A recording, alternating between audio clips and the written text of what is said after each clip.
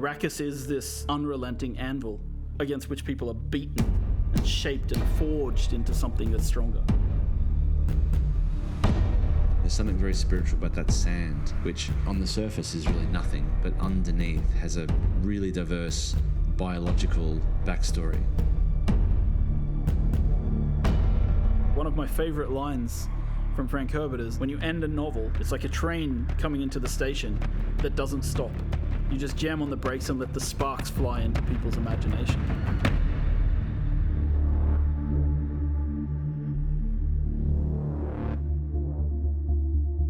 Arrakis is a test, is what the Fremen say. And the player comes right into the heart of that test. Dune Awakening is a survival game at the base level. And it begins like a traditional survival game, like you're looking for water, you're looking for shelter. Where will you find water in the desert? Will you take it from others? So when we talk about survival, sure, we start with the basic kind of survive.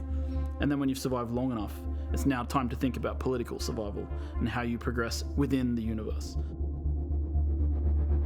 The approach we take when building a world like Arrakis is we kind of have to think about where are the stark lines and how do we draw these epic spaces? How do we make them feel huge and the player feels dwarfed by everything they see around them? The intention was every time we saw the desert, it was highly brutal, and if you went out into the desert without the right protection and without the right knowledge, that it was sure death. If we looked at references from some of the hottest deserts in the world, the visuals that we saw from those deserts weren't enough. We needed this world to be even harsher. So we've been working with Legendary since the very beginning. They've been very generous with sharing with us assets from the film and allowing us to see things from the film and allowing us to really understand the vision that Denis Villeneuve has for the world and his characters and the way he's grounding Arrakis. But of course, a game is a much larger scale, so we need to expand upon that vision. We have our own army of concept artists who are sending things back and forth with Legendary all the time. One of my best moments on this project so far actually was I got to go and visit the set of the first film with a group of the people from Funcom, the art directors, the lead artists, and we got to walk around in the actual sets that they had built in classic old school set building, massive palaces, and we got to look at the ornithopters from the inside and the outside, right? We got to walk around them and get a sense of their scale. Well, I think what they had done really well is they'd been quite inspired by the world that we had built in Dune Part 1. Now, in a film, you're sort of led on a journey by the director and by the script, whereas in a game, you have the opportunity to sort of create your own narrative and create your own journey.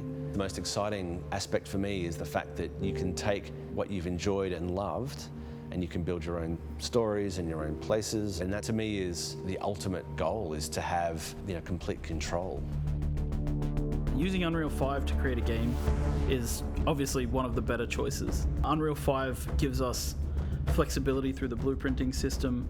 It allows us to handle amazing graphics through the rendering system, the lighting system, such as Lumen. Lumen technology allows proper light bouncing. If I had to say one thing in the game that really benefits from Lumen, it's player-crafted spaces. In our case, it's like you build a room and you place a window, and the window lets in natural light, and the light will fill the room in a way that feels real. And that technology hasn't existed before. Before Unreal 5, in the olden days, you had to use what we called the LOD system. And that meant that you had to create assets at different LOD levels, so it doesn't slow down everybody's computer. With Unreal 5, we have this new technology called Nanite that breaks things down into the right amount of polygons at the right distance. So for us, as a company, this has made an amazing difference to the visual detail of the world. It allows us to create one really amazing looking cliff piece, for example, and then doesn't matter how far away or how close we place it, it performs well and it looks great. Where Unreal worked for us on Dune was that it was a fantastic pre-production and planning tool. On Dune Part 2, we had some very complicated scenes, and we were able to previs all the way from Budapest what the light was going to be doing well in advance. It's the only tool that I've used, I would say, in my 25 years of shooting that is able to be used across a wide spectrum of films by different types of filmmakers. The most iconic creature in the Dune universe is the sandworm of Arrakis. And so we've tried to represent this in the game in multiple ways. So as a player, your first step's on the open sand. you hear the hiss of the sand in the distance as a sandworm begins to move towards you. And when it gets close, you hear the roar as it erupts from the sand nearby. And at that point, you have only seconds to live if you cannot make it to rocky ground. So this is your first experience with sandworms, and these are the little ones. When you go into the deep desert, when you're harvesting spice, the giant ring-mouth sandworms that we've seen in the film will erupt underneath the spice blows and suck harvesters and equipment down into the sand beneath them. There's really only one rule. The sandworm will always come. Humans have always had this innate drive to create something, to build worlds, whether it's in their head, whether it's in text, whether it's on screens, whether it's in games.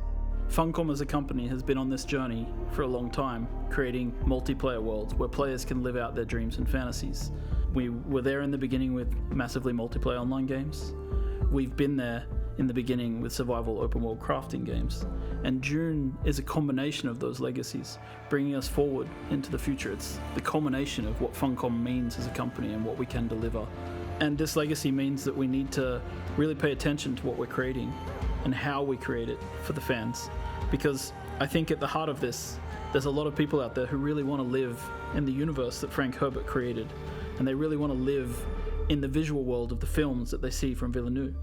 And so we need to create the gap between those two possibility spaces and create a game world where people can live out their fantasies that they've taken from Dune. And yes, it's a huge legacy, and it feels at times extremely overwhelming, but we really hope that we can deliver something for everybody.